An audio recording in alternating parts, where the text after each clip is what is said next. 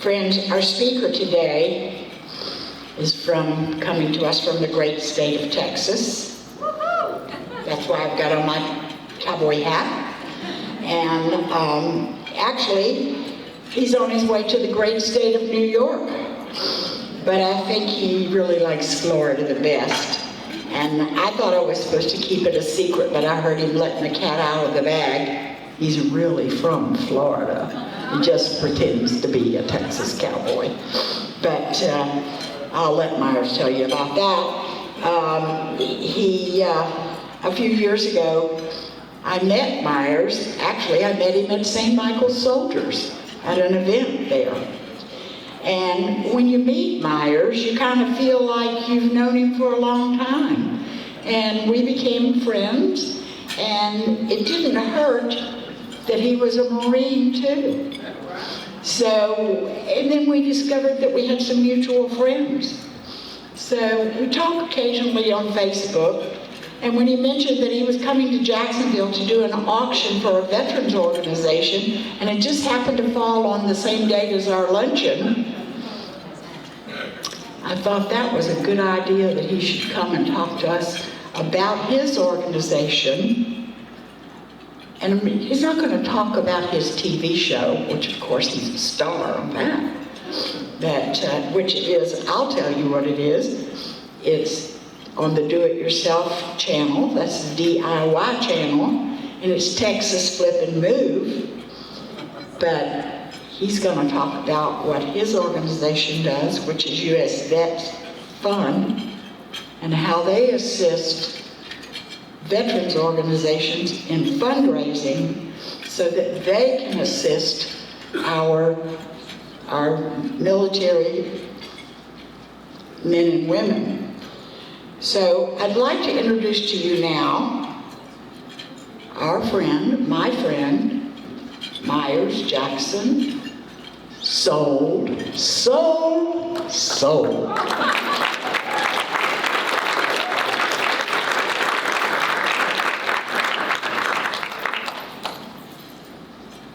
Madam President, Senator Bean, Sheriff Williams, other dignitaries, and all of the delighted guests I've been able to meet here today, I'd like to introduce myself.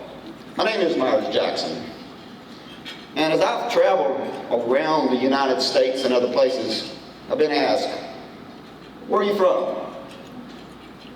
Now, if your ears are a little bit sensitive to this, I would like to say that close them, because I really believe, I don't know for sure, that was conceived right down here at the Mayport shipyard.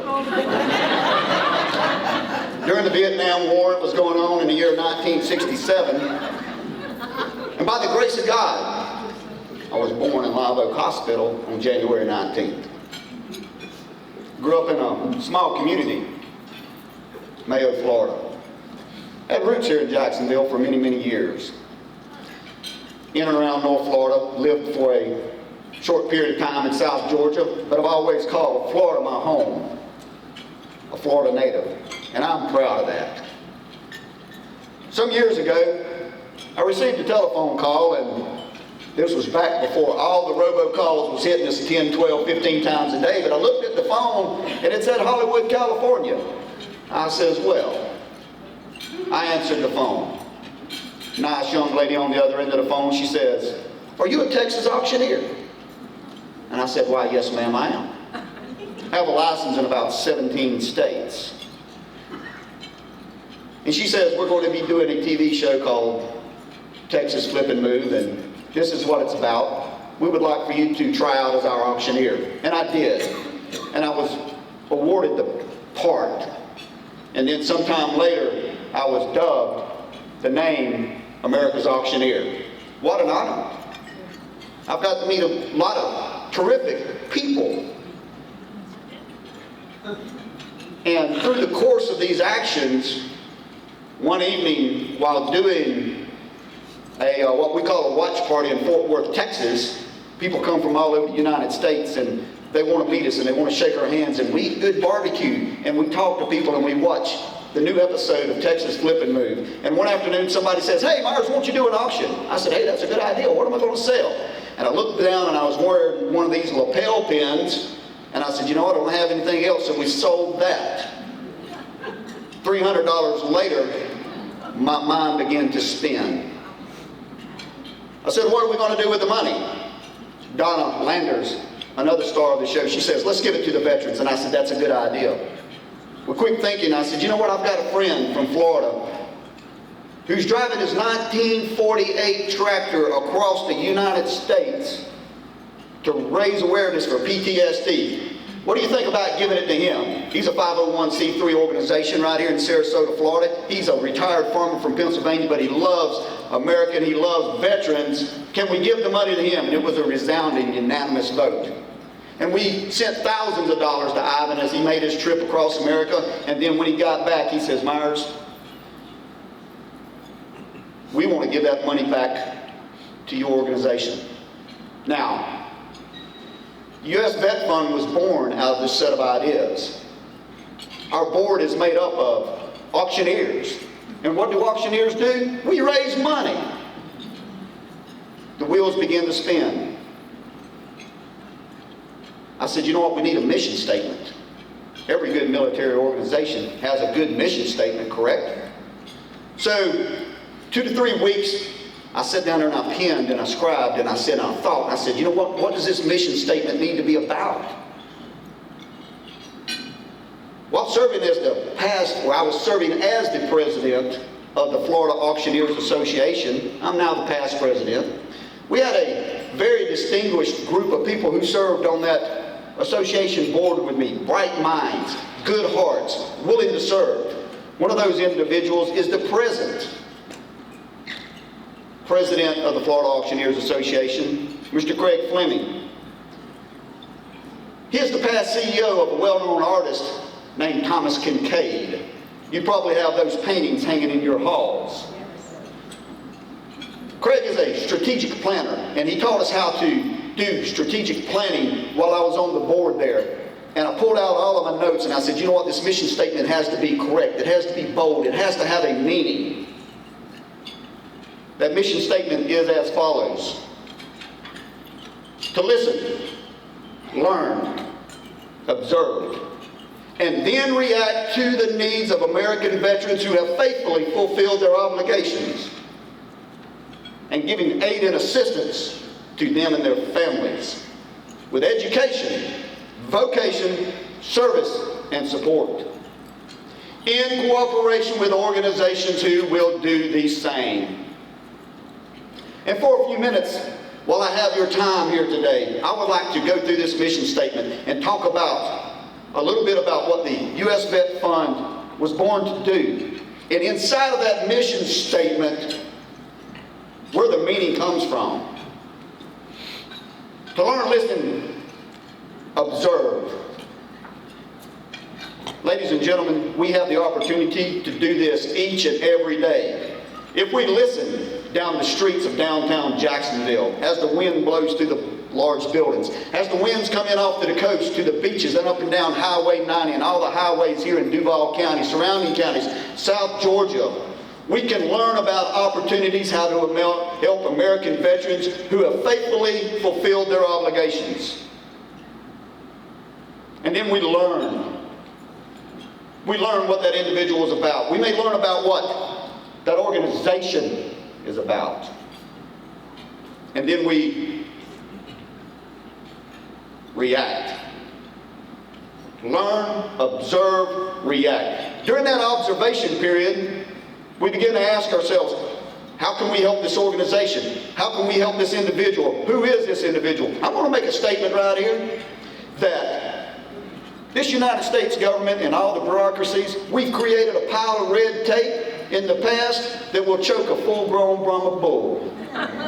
If you take that same red tape and you put it in a paper sack, a wet paper sack that is, and you try to spit it out, it can't fight its way out of it. So as we're reacting to the needs of these American veterans, sometimes red tape gets in the way. We have to observe what the need is, and we must react. I feel it is our duty as citizens of the United States of America to fulfill those needs. Giving aid and assistance to them and their families. Everybody knows somebody who has served in the United States military. And everybody should walk up to a veteran at some point in their life, if not daily. And I'm going to stress daily, and thank them for what they have done. And in doing so, never forget their families and those who sacrificed and served at home. Lady at this table right over here said her husband fought in the South Pacific in World War II. Thank you for your service at home.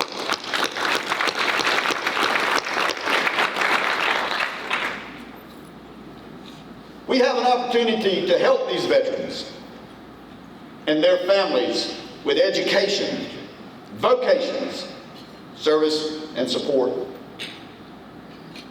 While doing an event in Fort Worth, Texas at Cooper's Barbecue, some of the best, I'm just going to have to say some of the best barbecue in the world. Come on out to Fort Worth, I'll take you right on over there. We eat barbecue till you can't eat anymore. We held an event, Feed the Veterans Day. It was simple. You're a veteran? You love veterans? Come on in here. Let's eat.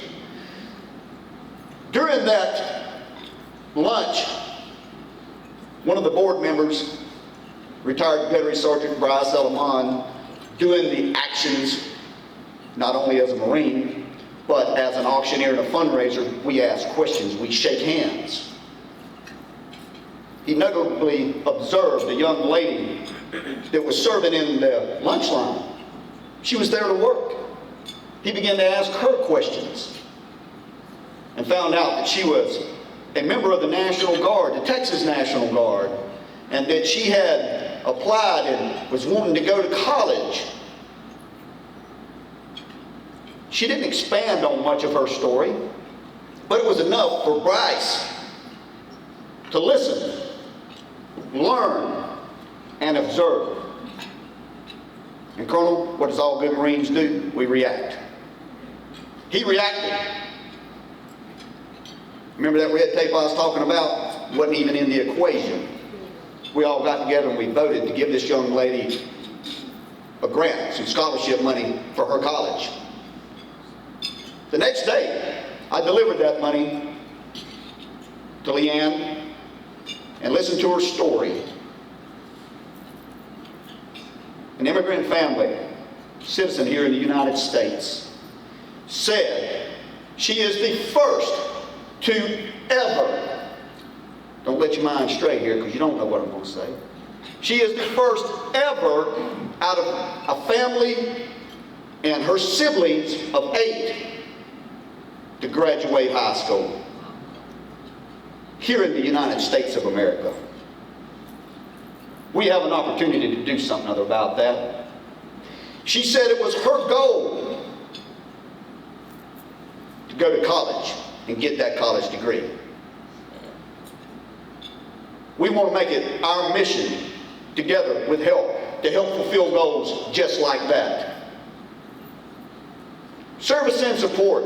You think about the individuals walking up and down the street. I'm going to tell you what, if you're a veteran in here, you know you're full of pride when you don that United States uniform, whatever branch of service that you were serving in, you put on that armor, but you also put on that armor of pride. And let me reverse that right here for a minute, because there are many veterans up and down this street who are too prideful to ask for help. There's some that will. There's some that have. There's some that's been turned down. And sometimes when you walk past them, they hold their head in shame because they don't want to ask again, because they've asked a good deal.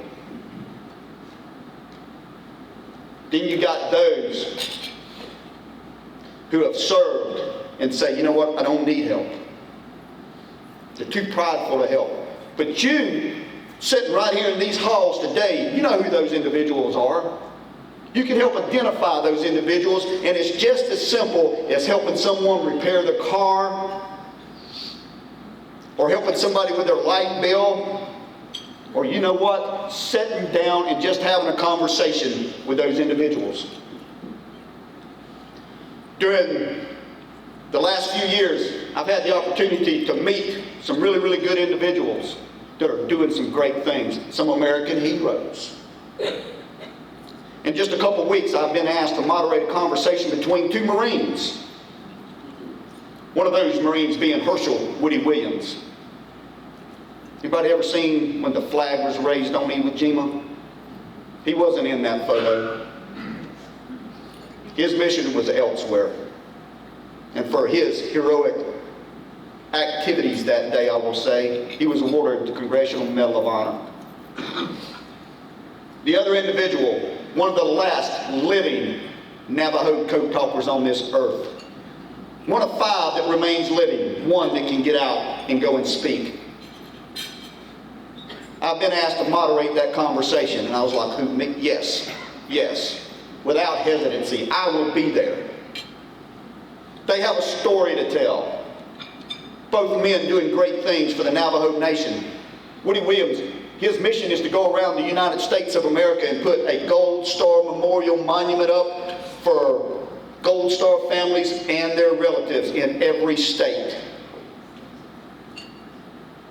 Which brings me to the last part of this mission statement. As I sat there and I scribed this mission statement, I actually published it, but I felt something was missing. I felt like that there's a piece here that's not put together. It was a good mission statement, I thought. There were several of us talked about it. But I said, what about the opportunity to help other organizations? So therefore, I added the last line, in cooperation with organizations who will do the same. Herschel Woody Williams Medal of Honor Foundation, other organizations, countless organizations who may or may not need help fundraising. Sometimes you just need a good auctioneer. Isn't that right, Senator Dean? Absolutely. I received a call the other night from Miss Kathy, or actually, you know how we communicate these days. We communicate by our fingertips. And she said she needed an auctioneer, and I said, absolutely, I'll be there. Had a grand event, raised a lot of money, doing great things. A great organization right here in Jacksonville, Florida. You have other organizations, 5-star veterans, K9s for Warriors, Got Your Six. They're here and they're everywhere. Our organization, made up of auctioneers and fundraisers, have developed bylaws and a plan and a plan of action to go out and help these organizations. Why? Because they just may need someone to stand there and be the auctioneer for the evening. Some organizations need more than that. They need development and the whole plan to actually do a fundraiser. I was talking to the Colonel earlier. He said, we're just a small organization. Well, let me tell you, ladies and gentlemen, this is a grassroots small organization. But it takes a team. You know, I've said the word I a number of times in here, but I've also found out by, you know, being a part of the United States Marine Corps, it starts with that fire team. You got a squad, and you got a company, and it goes right up to the highest elements, battalions, that make up the entirety of the United States Armed Forces. But it starts by having 2 or 3 good people who are willing to do a few things and turn them into great things. So therefore, the mindset of the board members, we're all auctioneers to start off with, and we all have a military connection. Ivan Stolfus is on our board. Retired to Sarasota, Florida right now. He's in somewhere in Iowa driving that 1948 tractor. Changing lives 1 mile at a time.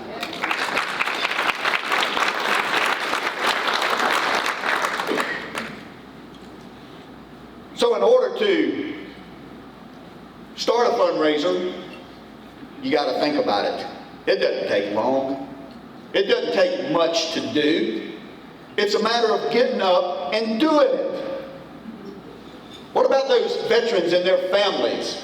You say, well, you know what? We're not big enough to do a black tie event and all these other things that come into play. We've done multiples of fundraisers, fact, we just done one up in North Texas. An Air Force veteran's wife come down with cancer. And let me tell you, ladies and gentlemen, they're not thinking about raising no money. They're thinking about the money because they need it. They're thinking about, how can I save my life? How can I save my family's life? That's what they're thinking about.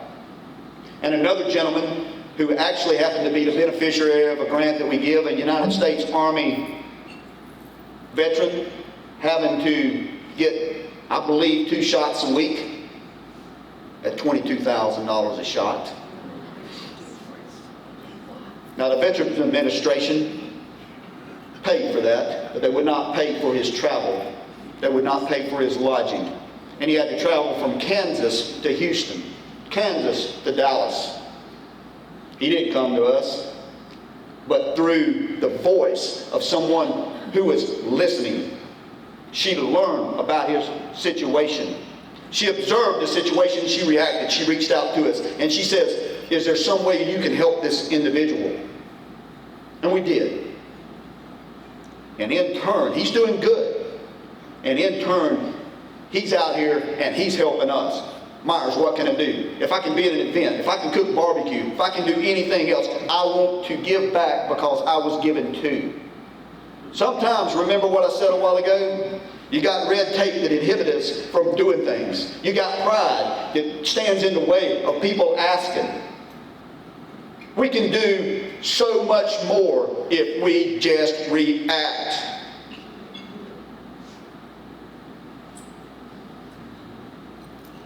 Ladies and gentlemen, I appreciate the opportunity to stand before you today and speak these few words.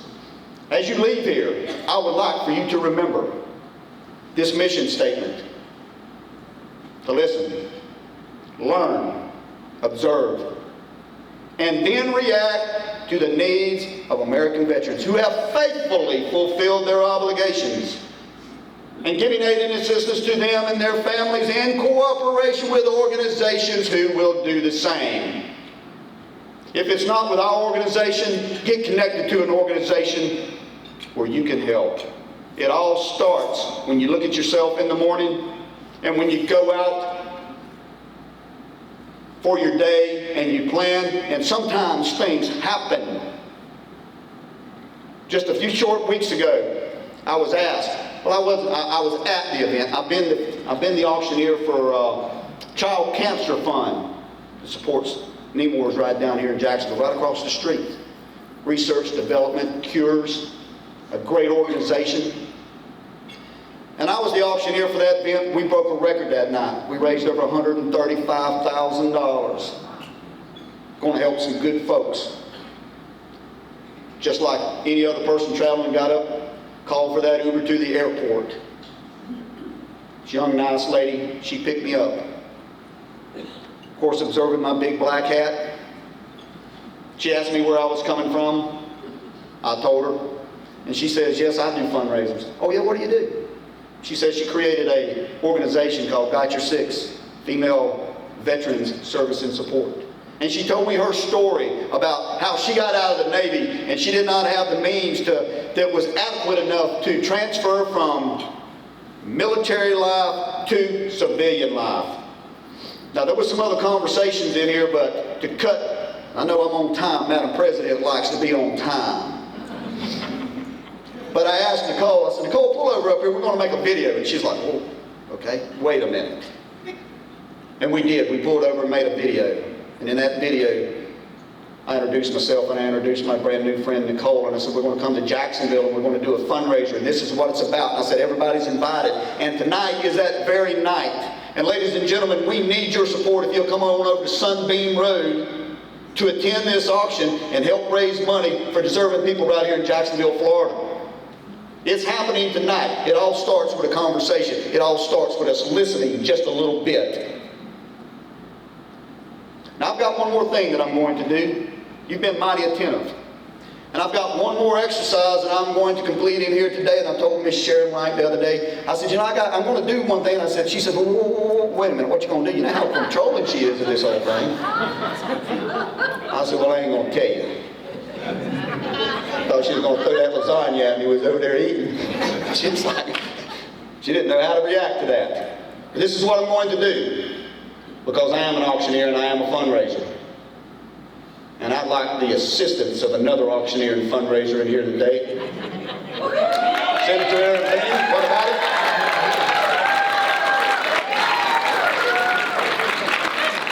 Hey, Myers, could we have Dean Black join us as well? Chairman Black, where are you?